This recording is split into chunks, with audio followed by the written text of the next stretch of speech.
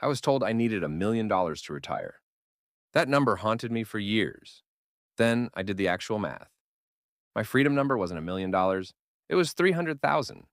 Every financial advisor I talked to said the same thing. Save $1 million. Withdraw 4% a year. That's $40,000 to live on. I was 28 years old making $65,000 a year.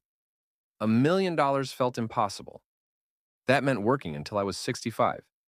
Maybe 70 if the market had a bad decade. The math didn't add up for me. Not emotionally, not practically. So I started digging deeper. I wanted to know where this $1 million number actually came from. Turns out it's based on the 4% rule.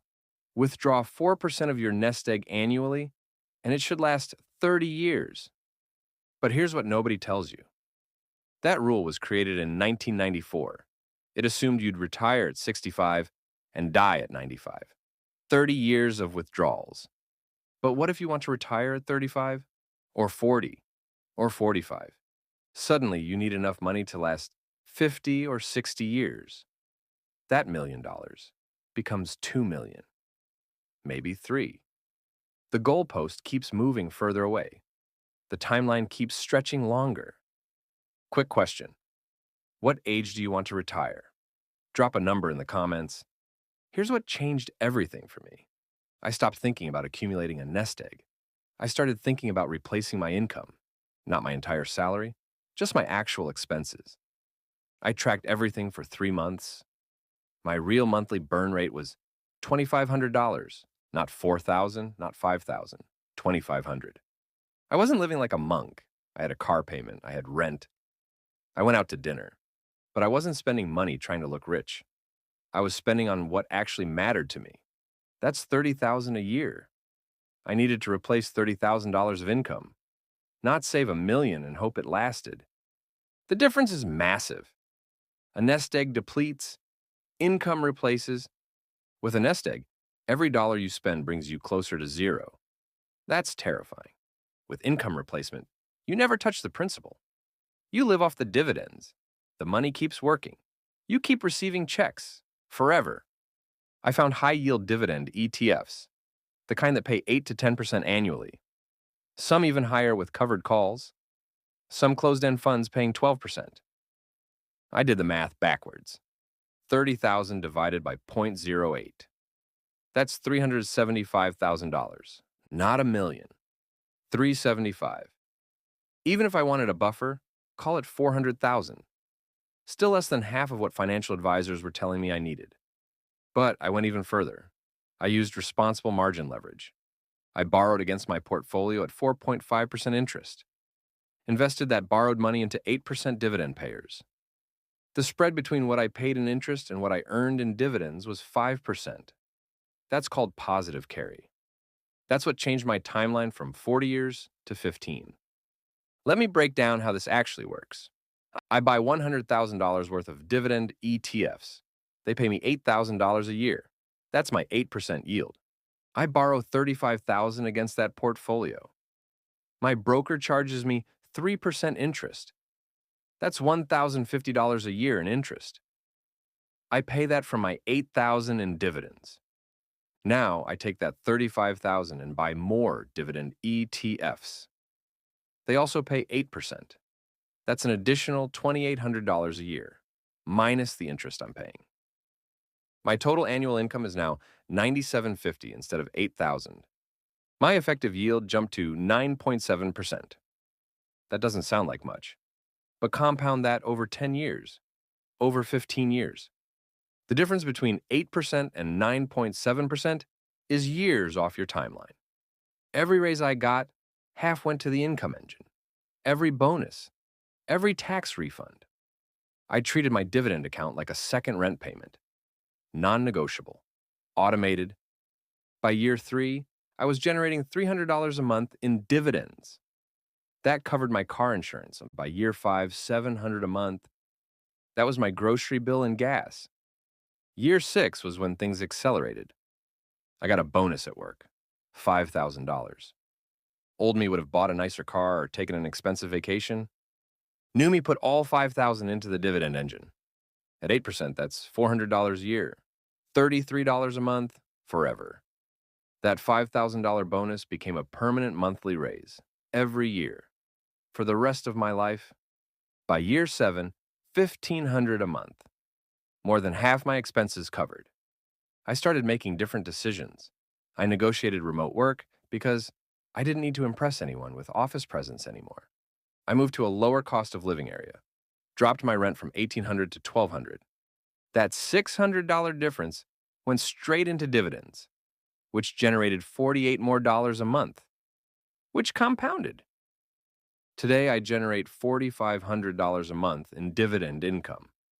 My expenses are still around $2,500. The difference goes back into the engine. Compounding faster now. I'm not special. I didn't inherit money. I didn't win the lottery. I just understood the math and started earlier than most people. That's it. Quick disclaimer. I'm not a financial advisor. I'm not selling courses on how to get rich. I'm just someone who figured this out early and feels obligated to share it. Everything here is my own journey. Your situation is different. Your risk tolerance is different.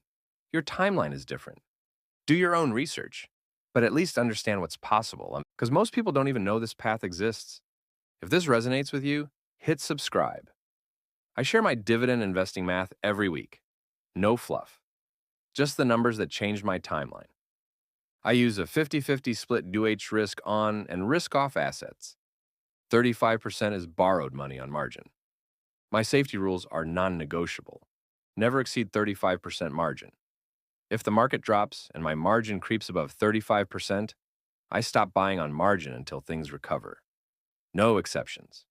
Always maintain 3 months of expenses in cash. Never invest borrowed money in anything that doesn't pay dividends. No growth stocks on margin. No speculative plays. Only income-producing assets. The margin interest I pay is around 3%. The dividends I earn are between 8 and 12% depending on the fund. That 5 to 9% spread is my freedom accelerator. Some people hear margin and think it's risky. It can be if you're reckless.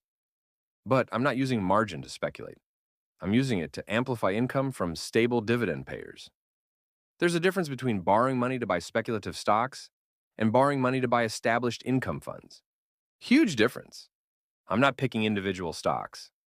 I'm not trying to time the market. I'm building an income machine that pays me whether the market goes up or down. If the S&P drops 20% tomorrow, my dividend checks still arrive. Same amount, same schedule. The share price might be lower, but the income doesn't stop. That's the power of focusing on income instead of accumulation. I still work, but I don't have to work. That's the difference. My company doesn't own my time anymore. My dividend portfolio generates $54,000 a year.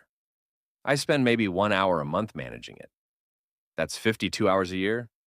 I'm targeting January 1st, 2027 as my freedom date. That's when my dividend income will fully cover my expenses with a 20% buffer. When you invest for income, you start to see things differently. You can retire much sooner. Your youthful years are worth a lot. If the average American makes $50,000 a year, that's $1.45 million in lifetime earnings. But it's not about the money I'm not earning. It's about the time I'm not selling. How much is an hour of your life worth? Not what your boss pays you. What it's actually worth to you. Maybe I keep working. Maybe I start a business. Maybe I travel. Maybe I do nothing. The point is, I get to choose. That's what freedom means. Freedom isn't sitting on a beach forever. That gets old fast. Freedom is having options. The option to say no. The option to take risks. The option to change your mind. I also avoided the timing trap. Waiting for the perfect entry point. Waiting for a market crash. Waiting for rates to change. I started with $15 a month because that's what I had. Time in the market beat timing the market for me. The best time to start was 10 years ago. The second best time is today. Every month you wait is another month of compound interest you're losing. Another month your money isn't working for you. Quick question for the comments. What's your current salary and how much are you getting in dividends per month? Just curious where everyone's at. Step 1. I calculated my actual freedom number, not what financial advisors said I needed. What I actually needed based on my expenses. I tracked every dollar for 90 days. My number was $300,000. Yours might be different. If your expenses are $4,000 a month, your number is $600,000 at 8% yield. If your expenses are $1,500 a month, your number's $225. Do the math for your life.